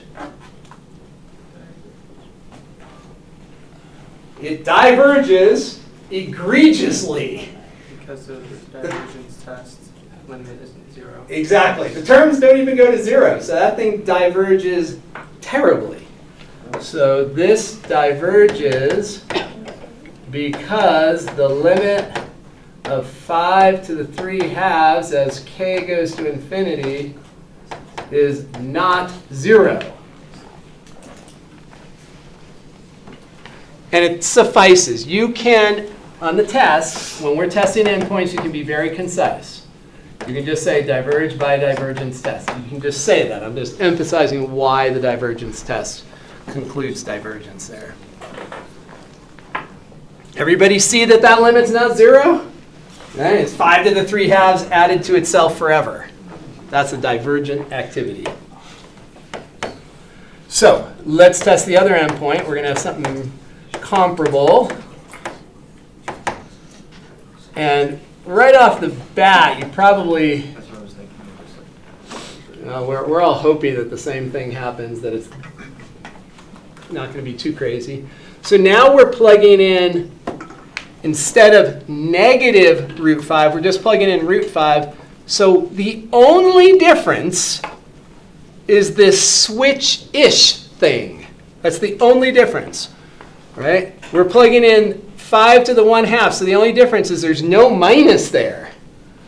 If there's no minus there, this ends up being identical except for that switch-ish thing that turned into the minus. Right? You agree? If we plug in the exact same thing except no minus, the only thing that's different is there's no minus. But the 5s will still have the exact same simplification of the 5s. Does this thing diverge or converge? Yeah, it's going to do the same thing. That's going to diverge by the divergence test. The limit of that a sub k is not 0. Yeah? When we're doing these endpoints on the exam, we can, if we test the first one with the full process, we can skip the steps. If you can do that on the exam too, you don't need to show both endpoints if it ends up being the same. Yeah, if it ends up being the same-ish like this, we can cut to the chase. We don't have to rewrite every little detail. Totally fine. So our IOC is going to exclude both those endpoints. So that's probably not going to like that. But there. Okay. Any questions on that? So that's sort of the most comprehensive type of interval of convergence we'll see. So, composition. We've talked about this a ton. I think I'm going to skip this one. We did one earlier like it, that very first one we did. If we want the power series for this, we take the power series for the geometric series and replace all the x's with 6x. We would also have to jump to the IOC, replace that x with 6x, divide both sides by 6. Bless you. We'd end up with a negative 1/6 to 1/6 as our interval of convergence. Don't have to test endpoints. You can watch that video too if you need extra guidance on it. Power of x. We've got a power series for ln 1 minus x given to us, with the IOC given to us. If we want a power series for p up here, all we're going to do is multiply the power series for f by what? By 3x to the 7. By 3x to the 7. So if we do that, we're going to put the 3 on the outside. X to the 7, that's going to make this x to the k plus 7 over k. Okay? All we did was take the 3x to the 7. The 3 we'll leave in front. The x to the 7, though, we're going to push together with that x in there. And we'll have that. What is the interval of convergence for this? If we multiply by a constant, do we have to do anything here? No. And I say multiply by a constant because we are multiplying by a constant with respect to k, right? X to the 7, 3x to the 7 has no k in it. So it's like we're multiplying by a constant. And it's not going to affect the interval of convergence because if we think about the ratio test where we have an a sub k plus 1 and an a sub k, well, both of them get multiplied by the 3x to the 7, and then those would just cancel. So the IOC does not change if you multiply by a constant or a power of x. So that's it. That's all we have to do.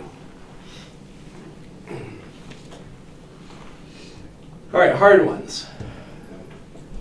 So this one, I just did all the gory details I wrote out. I did not do a video for this one. I just wrote it out. Let's just walk through the steps just as reinforcement. So we have this ugly function g. We want a power series for it. We're going to start with a power series for f. When we look at f, it should remind us of the geometric series. It looks similar to 1 over 1 minus something, right? Geometric series would just be 1 minus x. So the first step in this thing is to figure out what is the roadmap? How do we get to g from f? All right. And so the key here is that we're going to take a derivative. So I've got f right there. Derivative using the quotient rule. Low d high minus id low over low squared, blah, blah, blah. We get to this. Let me just get that g back up there. So we get to this. All right, so now when I look at g, this is almost g, but we just have to make the 4 go away. So we're going to take this derivative, and if we divide it by 4, that will give us g. Do you see that? So if we take f prime right there, if we want to get to g, we need to move the 4 away. To get that 4 to go away, we divide this by 4. That will give us exactly g. So that is our roadmap there. That tells us the pattern, how to get to g from f. Now, step 2, we need the power series for f. The power series for f is almost the geometric series, but we have to replace the x with 2x squared, which means we replace the x with 2x squared there.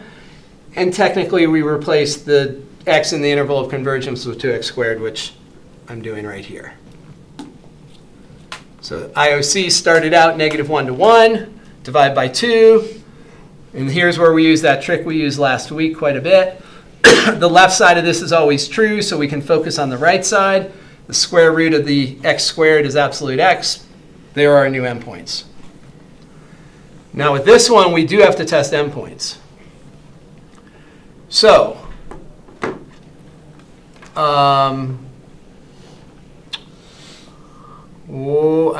looks like I have a little shenanigans right there. This, we don't need that. So, g of x is f prime divided by 4. So let's look at the derivative here. So f is right there. The derivative, 2 to the k is a constant. That just comes down. And then the derivative, we pull the 2k down. So we're going to have 2k times 2 to the k times x to the 2k minus 1. Do you agree with that? Can we get them both on the board at the same time? So the 2k comes down. So we're going to have 2 times k times 2 to the k. 2 times 2 to the k is 2 to the k plus 1. And then we have the k. And then we subtract 1 from the exponent.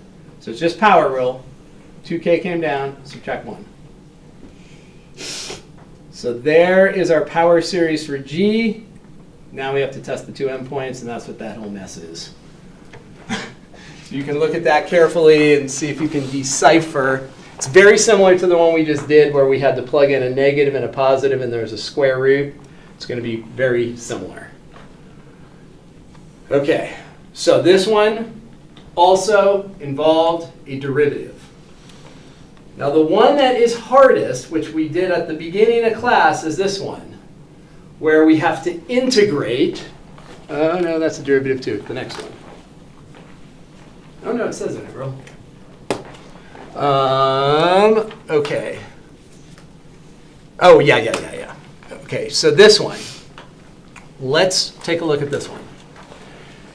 So we want to find a power series for arctangent. We're going to use the geometric series. Can you tell me how to get the power series for 1 over 1 plus x squared first off? What are we going to do to that? Replace x with? X squared, and it's also alternating. So we're going to replace the x with negative x squared. Right? If we take this x and we turn it into a negative x squared, we're going to have that. So we're going to come inside here and say, all right, let's replace with negative x squared. That makes sense? That's going to be the power series. We'll distribute this k. So we're going to have a negative 1 to the k and then an x to the 2k. And we do have to do the same thing for the interval of convergence. But we'll get to that in 1 second. So is everyone okay with that power series representation? All we did was replace this x with negative x squared. The negative makes that positive. And then x squared. And the negative, we can pull it off as a switch. And then simplify the x squared to the k as x to the 2k. So that's the power series. Now, do you agree that this is the derivative of the function we're trying to find the power series for? The derivative of arctan, 1 divided by 1 plus x squared. Right? We have that dialed, right? Derivative of arctan is 1 plus 1. This is the derivative of arctan. So if we integrate both sides, we are going to have arctan.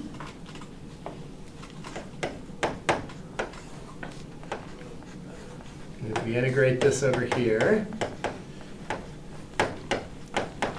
do you agree? If we integrate both sides of this, integral of that's arctan plus c. But the integral over here will also have a plus c. So we can just imagine the plus c in one place, which is going to come about once we integrate this polynomial-ish thing. So we have that. Now to do an integral,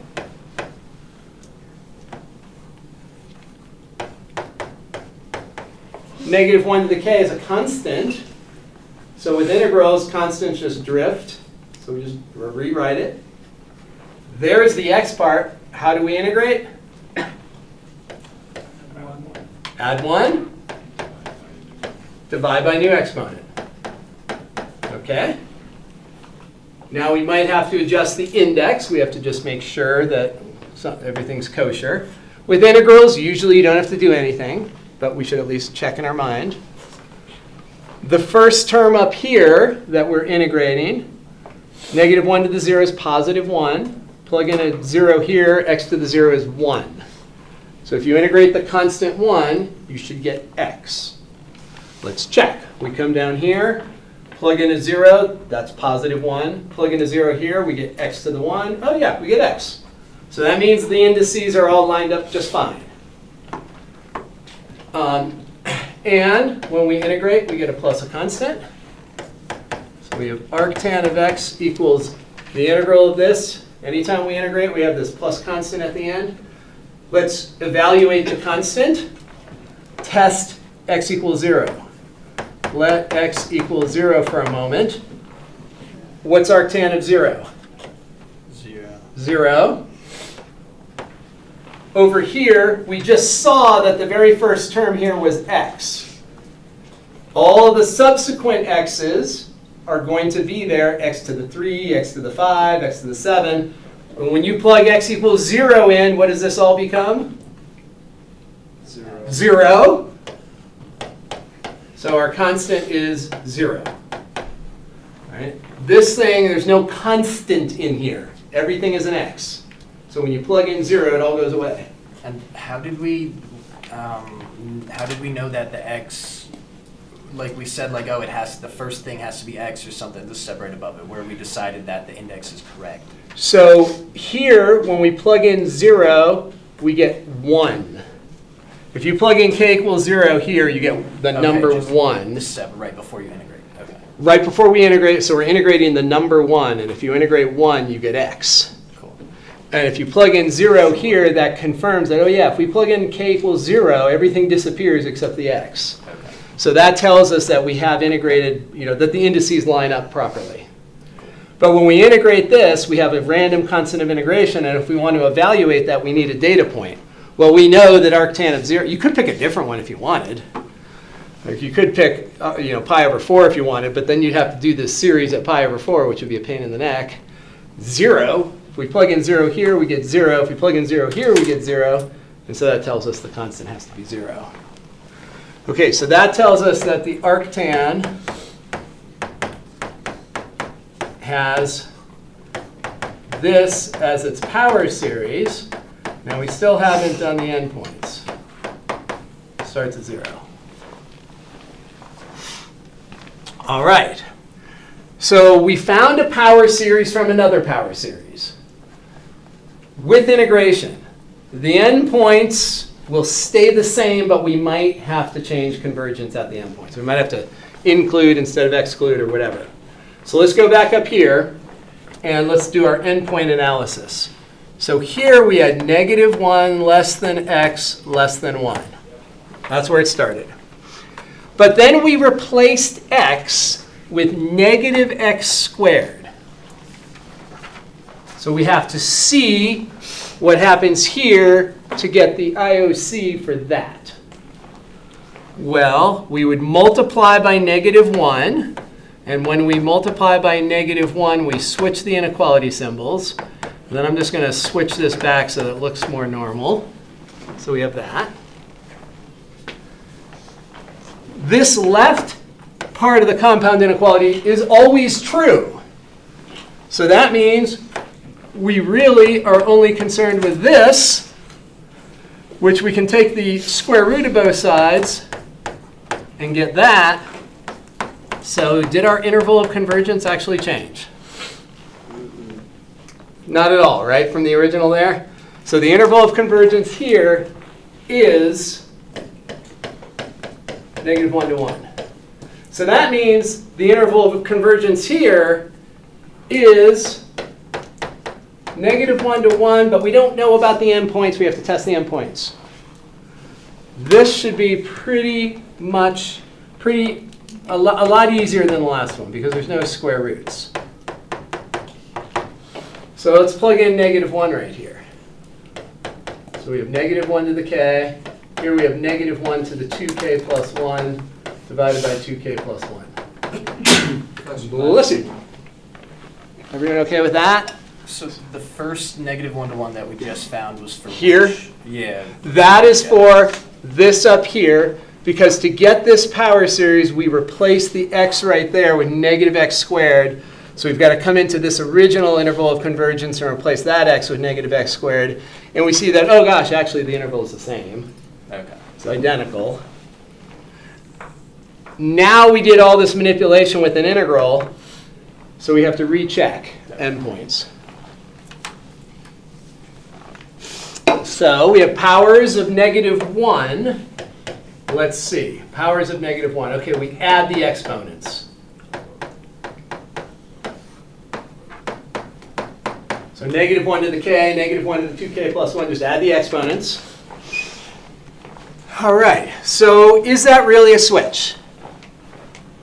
So sometimes, when there's a 2 in front of the k, it's a little more obvious because 2 times any number is even. But an odd times a number could be odd or even, right? 3 times 2 is even, but 3 times 3 is odd.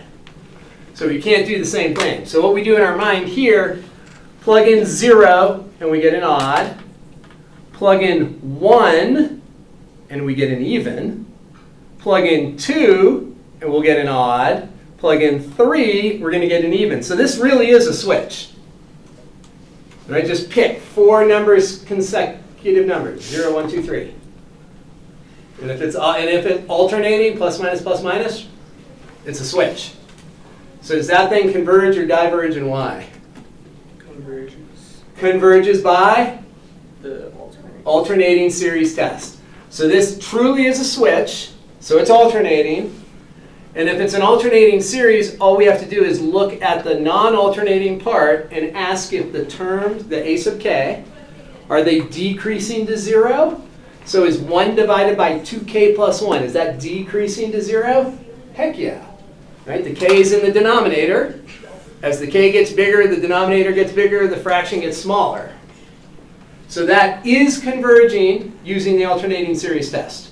So this converged by AST. But again, you don't have to go through the 2 steps of the AST. The concept of the AST is all we really care about in that context. So now let's plug in a 1 and see how that changes. So the only thing that changes is that when we plug in a 1 right there, this numerator, that part of the numerator is 1, so we have this. Is that an alternating series? Yeah. Heck yeah, -1 to the k is the simplest type of alternating. So that's the simplest type of switch. And don't we have the same exact a sub k? Right? The a sub k is everything but the switch. That's the a sub k. And the heart of the alternating series test is that the a sub k's decrease to 0. Do those a sub k's decrease to 0? Yeah. Right? The k is in the bottom. Bottom gets bigger. Fractions get smaller. So that is, in fact, the same thing. This is going to converge by AST. So therefore, we can come up to our interval, and we are including both endpoints for the interval of convergence. So that is the interval of convergence for this power series that we built. So there's our interval of convergence. Not make any questions on it? So endpoint analysis is probably the most tedious piece. So that is our power series for arctangent. All right, let's do a binomial one. These limit ones, I think if you look at the videos there, you'll be totally fine. And we did some of those earlier today and yesterday. Let's do one of these binomial ones. So binomial, 1 minus x, p-value -1/4. This will be given to you. So when you're asked to find a binomial, you'll always be given the interval of convergence. So this function f, if we want to write it as a binomial, we're going to take the p-value, and then we're going to start off just like the geometric series, except that the coefficients are going to be formed by using these binomial coefficients. So there, that's the best linear approximation. That's the tangent line right there. And then we're going to do -1/4 choose 2 times x squared. And we're always asking for 4 non-zero terms. And this is a series, so we should have dots. So there is the binomial expansion without simplification. Usually with the binomial, we are going to want to do some simplification. Negative 1/4 choose 0, that's 1. There's only one way to take nothing from a bag of something. Just don't take anything. One way. This one always is p. And then we have to do a little work for the next two. So negative 1/4 choose 2. We start with negative 1/4. We subtract 1 until we get to 2 factors. So we multiply those together. We have 5 over 16. We have to divide by 2, so we have 5 over 32. So that is our next coefficient. 5 over 32, x squared. And to get our last coefficient, negative 1/4 choose 3. We're doing the same thing. We have negative 1/4, subtract 1, subtract 1 again. Divide by 3 factorial, which is 6. And whatever that simplifies to. So it will be negative. There will be an x cubed. And we'll have a plus dot dot dot.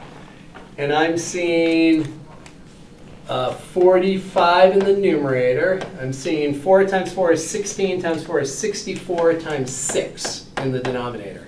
And there's some simplification that can happen there. We can divide out a 3. 3 goes into there, 3 goes into there. We could do a little simplification on that. Where did the 6 come from in the denominator? This is 2 factorial there. This is 3 factorial there. Factorial, Yeah. Okay. 3 factorial. The interval of convergence is right there. That's the interval of convergence.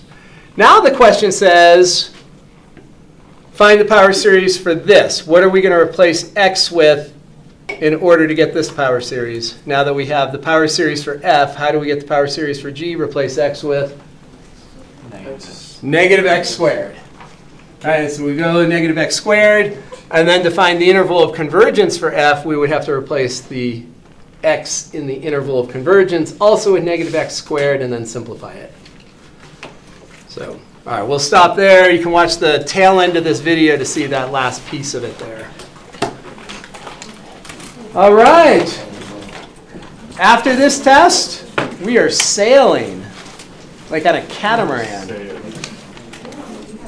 The last chapter is going to be a breath of fresh air. It's going to be, you're going to be like, wow, math is all of a sudden easy again. Chapter, quiz, homework, and a final. Yeah, there's all that stuff too. Yeah. Okay, sailing with some choppy water. Some choppy water. Some choppy water. There's still some choppy water. Especially like some rain. You're kidding. What does that mean? Why was it last? Okay. But then it's all. Sometimes that decides not to work. It works 99% of the time. So why does that keep it from accelerating? I don't know. Yeah. Let's ask Hayden. No, I think the car makes itself